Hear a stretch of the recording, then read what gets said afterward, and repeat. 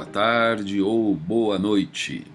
Hoje essa aula aqui, em especial, nós vamos falar com o pessoal da Economática e também com os alunos do mercado de capitais, porque o assunto é comum aos dois.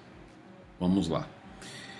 Essa aula de hoje consta no programa dos cursos, né, uma análise do desempenho da Bolsa em períodos de instabilidade e de queda, né? Eu coloquei no programa assim porque eu já imaginava usar esse TCC que o Rodrigo, nosso aluno aqui do curso de administração, fez, Rodrigo Barbosa Cordeiro, o qual eu orientei. Nós utilizamos o software da Economática como base para poder fazer o trabalho e é muito bacana, com um resultado legal, pelo menos aí do ponto de vista de uma análise prévia, né? Claro que sempre dá para você aprofundar mais a análise, enfim. E eu agradeço aqui já de imediato ao Rodrigo que autorizou, né, utilizar o trabalho dele, que já deve estar disponível para todos no UFMG também. E eu também vou disponibilizar ele para vocês baixarem como material anexo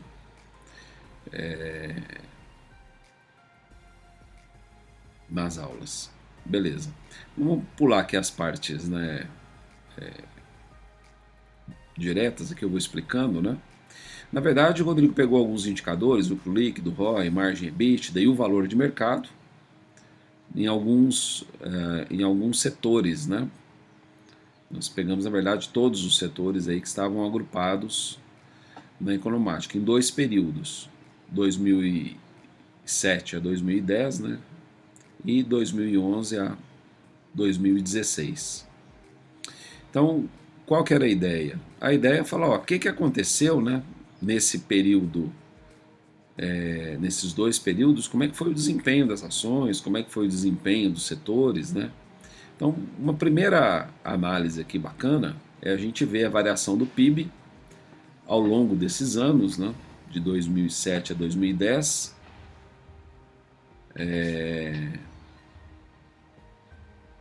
e também aqui até 2015, ó, na primeira fase 2007 a 2010, depois de 2015 a 2016. Então por isso que chama, né, de período de instabilidade, 2006, 2007, até 2010, que vai, sobe, desce, teve a crise, né, de 2008, derrubou, depois subiu.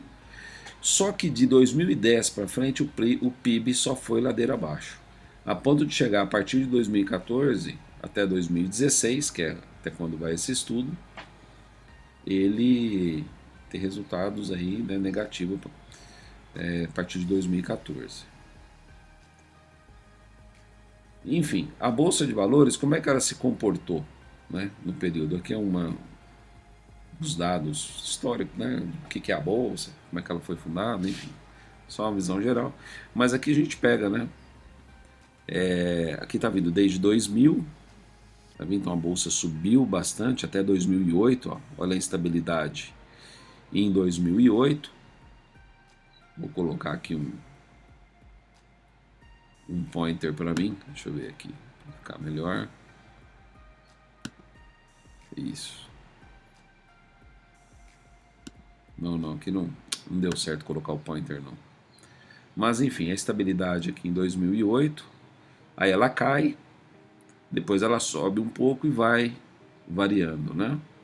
Até chegar 2016, olha só, 90 e poucos mil pontos, quer dizer, praticamente o que está hoje, né, em 2020, loucura, né? E ela chegou a quase 120 mil esses tempos atrás aí. Bom, então ela foi bem, também ela teve bem afetada, né, nesses períodos de instabilidade e no período de queda, né? Vamos ver aqui como é que foram o desempenho dos setores. Aqui as medidas, né? Está utilizando as fórmulas, explicando como é que foi feita a amostra. Aqui isso não veio tanto em questão técnica. Então o bacana é a gente começar a ver os pontos, ó. Então, definitivamente, 2007 a 2010, um período de instabilidade, e o cenário 2 seria de 2011 a 2016, um período de queda. ok? Então são os dois cenários que nós vamos olhar. Aqui a evolução do Ibovespa ajustada pela inflação, e isso é importante a gente ver, deflacionar o Ibovespa. Você pode ver que de 2010 para frente só caiu, deflacionando pior ainda fica, né? Então realmente, ó, era uma situação que nós tínhamos no país em que a credibilidade do mercado era só ladeira abaixo, né? Baixíssima. Bom, beleza. Aí o que acontece? Vamos ver a variação dos setores nos dois cenários, né? Essa tabela aqui de baixo, só para colocar aqui, essa tabela aqui de baixo mostra a evolução do ROI, do valor de mercado, da margem EBITDA e do lucro líquido nos dois setores. Então, aqui a gente tem primeiro, como um primeiro indicador, os setores econômicos. Depois a gente tem subsetor também, tá? Nós vamos ver nos dois. Porque o setor econômico ele concentra bastante um grupo. Então, mas para a gente observar, olha só, de 2007 a 2010, quem foi que subiu bastante? Esse setor de consumo cíclico. Depois nós vamos ver um pouquinho mais quem são as empresas. Mas ele caiu também totalmente de 2011 a 2016. O setor de bens industriais, ele teve um probleminha aqui no valor de mercado, né? O valor de mercado dele caiu nesse período e despencou também no segundo período. A gente observa que o setor de saúde, olha só que interessante olhando, né? Ele teve praticamente bandeira verde tanto na fase de queda, na fase de instabilidade, quanto na fase de queda. Até conseguiu se valorizar em termos de valor de mercado, né? Ele foi o que menos sofreu aqui olhando esses indicadores. Então, o que ele fala? Né? Durante o período de instabilidade, os setores tiveram melhor desempenho foram consumo ciclo e saúde, mostrando crescimento em todos os indicadores utilizados na pesquisa. Já no período de queda da Bolsa, podemos destacar que o setor de saúde apresentou queda, né, de 23,12 no ROI, 1,38 no lucro líquido. E apresentou ainda um crescimento na margem EBITDA e de valor de mercado. Então, nós vimos ali em cima. Bom, agora vamos ver os subsetores econômicos. É a mesma coisa, ó. Só que agora começa a abrir um pouquinho mais, né? Então, o setor aqui de... Quando a gente observa, a gente já olha, né? Fase 1, fase 2, quem que ficou com mais verdinho e com mais vermelhinho, né? São quantos setores aqui? Acho que são 20. 1, 2, 3, 4, 5, 6, 7, 8, 9, 10, 11, 12, 13, 14, 15, 16, 17, 18, 19, 20, 22, 23, 24.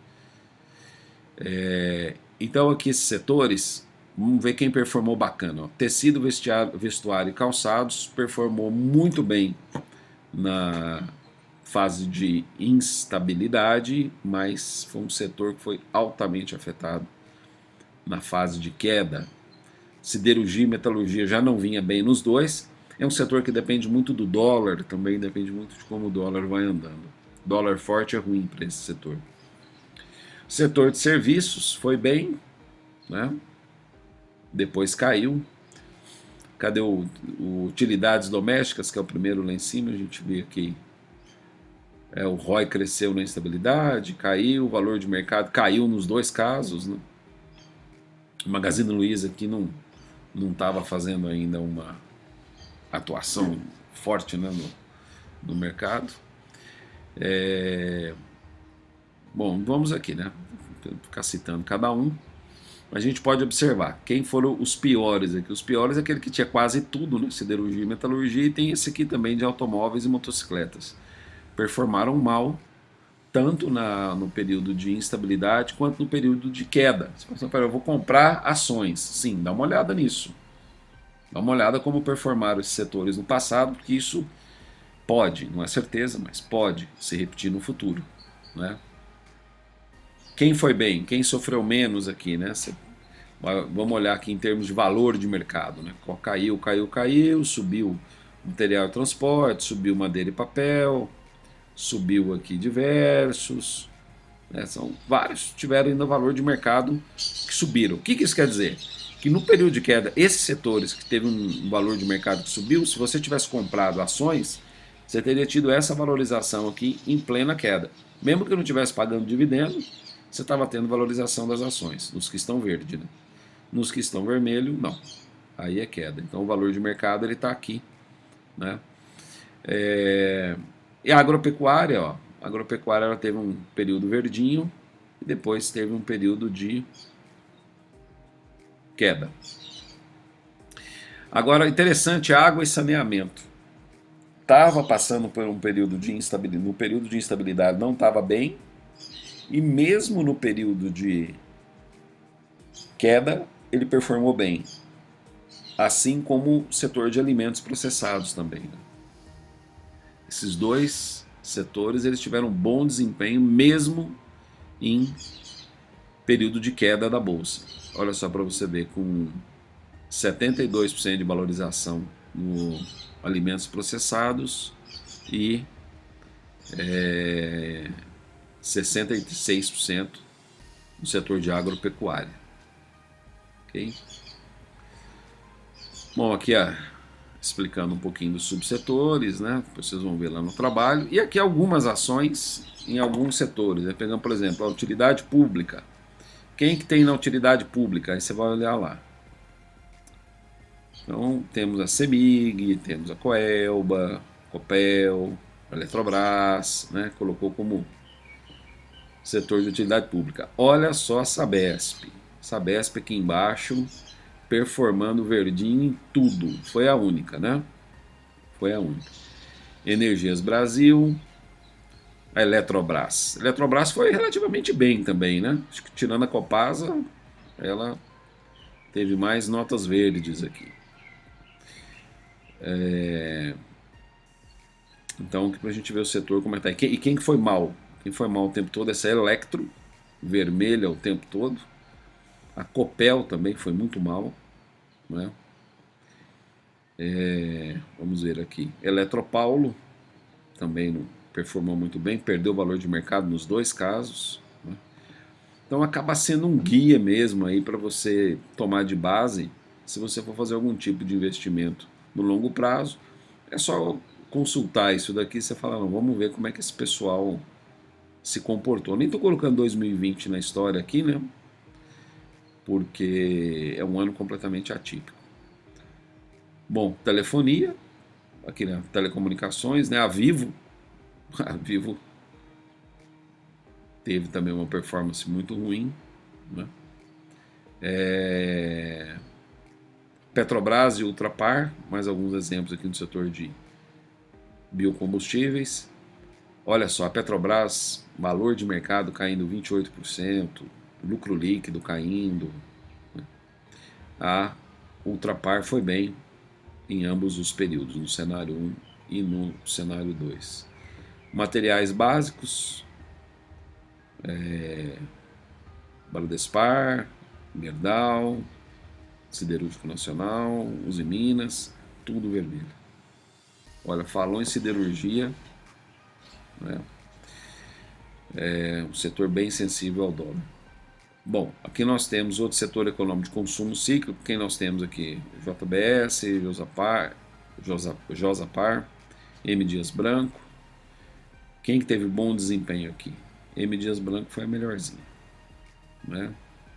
Em termos de valor de mercado. E tem que olhar, tem valor de mercado, subiu 58% no cenário 1, subiu 140% no cenário 2. A JBS subiu 178% no cenário 1 e 72% no cenário 2. Assim você consegue analisar. Ambev, 85% no cenário 1, 87% no cenário 2. Então, perdão. Aqui eu tô na Ambev, exatamente. E em cima aqui o setor de consumo cíclico como um todo.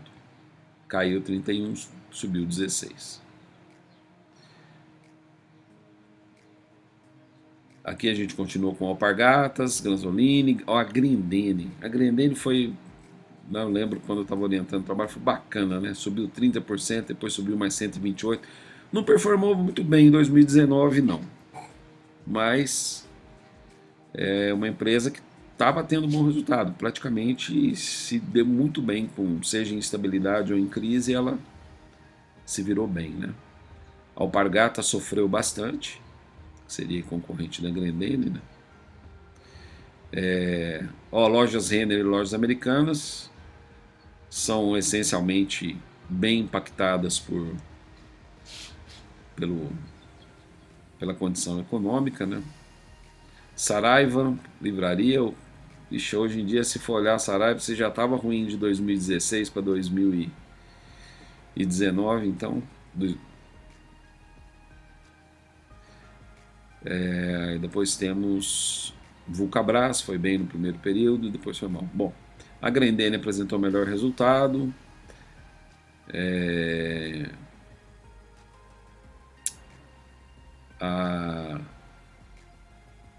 Vamos ver aqui mais para baixo um pouquinho.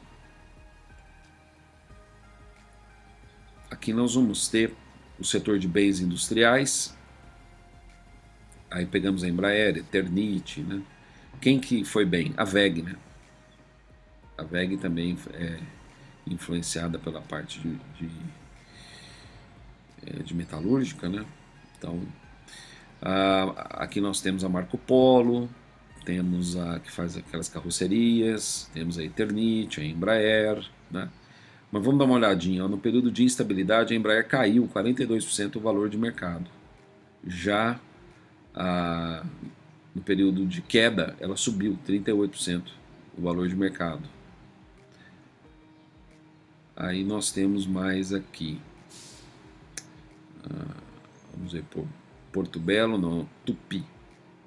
Tupi subiu 60%, aqui subiu 8%. Quem subiu mais no valor de mercado em época de queda foi a Fras-le, seguida pelo 201%, hein? Foi bem forte. Também tinha caído 14% aqui anteriormente.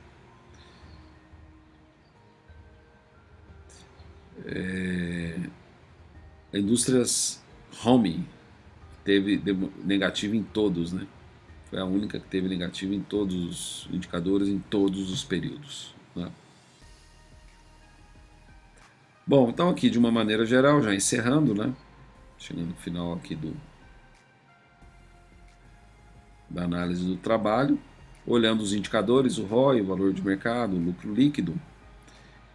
Quem teve, então aqui, né, olhando quem teve crescimento, né?